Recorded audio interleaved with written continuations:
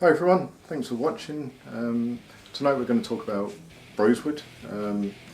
This follows a question that was asked earlier in the day. Why is the rosewood on my PRS P24 almost black like ebony? Why is the rosewood on my PRS 408 much paler?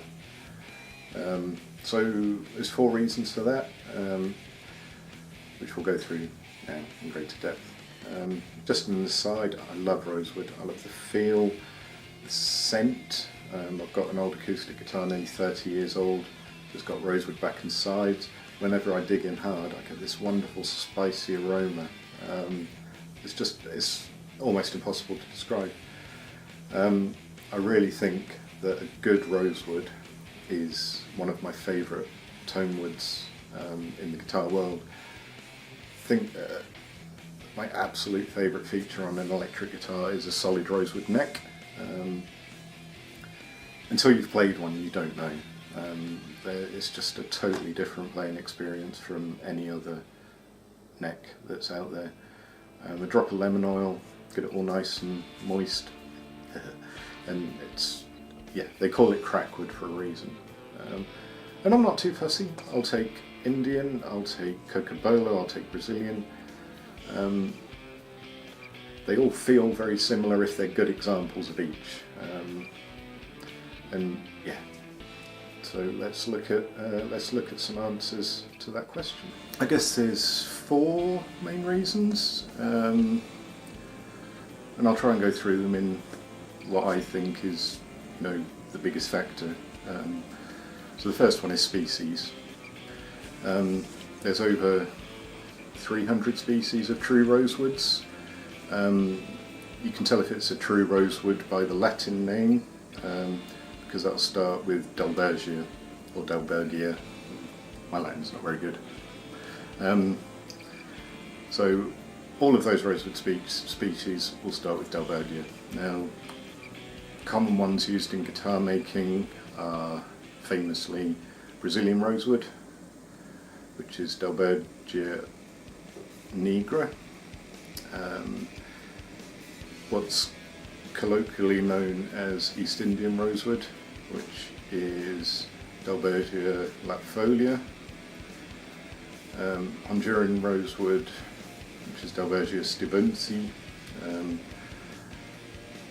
Cocobolo, Dalbergia retusi, African blackwood, Dalbergia meloxi something,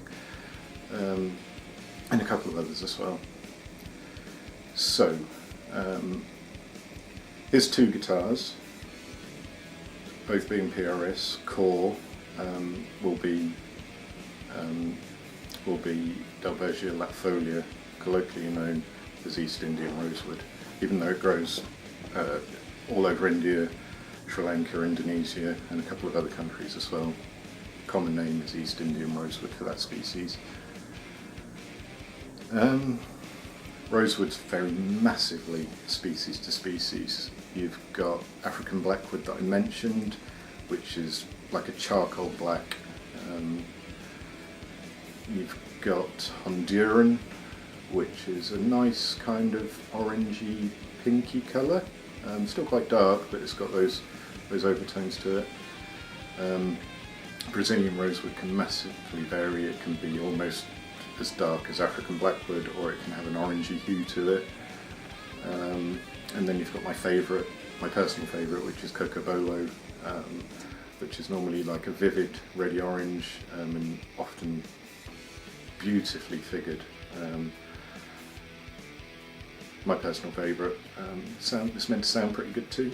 We said there that both the guitars in question were probably the same species of rosewood, and Dalbergia latifolia. Now, there could be 2 or 3 reasons, potentially 4 reasons actually, why there's that colour variation. We'll start with the easy one. Heartwood tends to be very dark, and it's the heartwood that's found in the middle of the tree. Sapwood tends to be comparatively lighter. Now, the sapwood in rosewood. The true sapwood is very rarely used in guitar making because it's quite soft. But if you take the heartwood in the very middle and the heartwood a bit further out, it gets correspondingly paler the further it goes from the centre of the tree or the branch. A really blatant example of this is if we go back to African blackwood. You've got the charcoal black heartwood, and then you've got the almost ivory white sapwood around the outside. So that's the potential first reason for the variation. The second is something called the phenotype. Now, I don't want to get too sciencey, but the phenotype is the way that an organism interacts with its environment and how that interaction changes its genetics or influences the way the genetics come through in the final organism. So if you go back to what's called East Indian rosewood, which is Dalbergia latifolia, said already, it grows in India, it grows in Sri Lanka, it grows in Indonesia.